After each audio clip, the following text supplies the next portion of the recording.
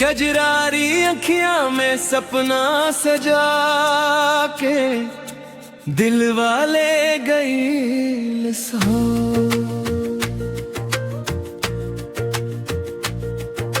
मीठ मीठ बातिया से सजना पागल बना गई सो। गाँव के गलियां अब सुना लागे, तोहरे बिना ए जान। हर धड़कन में नाम तोहार बा, तू ही रहे पहचान। दिल वाले गई सो, नींदियां चुरा गई सो। हंस के एक बेर देखल सा, जान हमर ले गईल सो। अब ना मन कहीं लागेला, न रात चैन से कटेला, तोहरे बिना ए सजना दिलवा रोज तड़पेला। मेला घूमे के सपना रहे, संग तोहरे हाथ पकड़ के। बाकी तू तो छोड़ के चल गई, हमके अकेला छोड़ के। तोहरे गली में आजो सजना, धीरे धीरे जाइल जाला, सोचली शायद तू मिल जाए बस, बाकी दिल रोवल जा।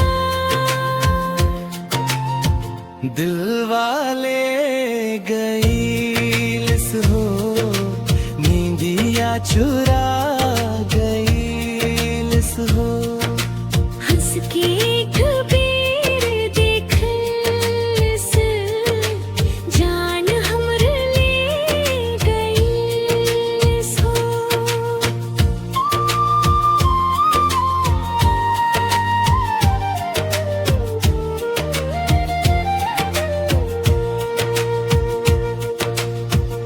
बरखा में भी जल सड़किया, याद तोहार दिलावेला। हर गाना में सजना, चेहरा तो है नजरावेला।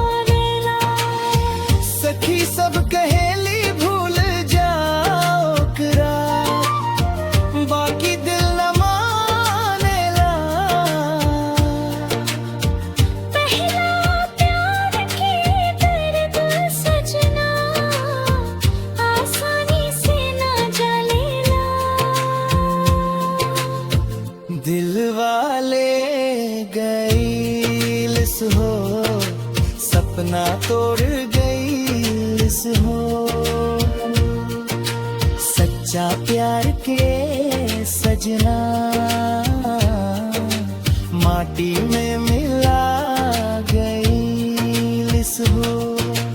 अब ता बस दर्द बचबा, बाकी हंसी खो गई।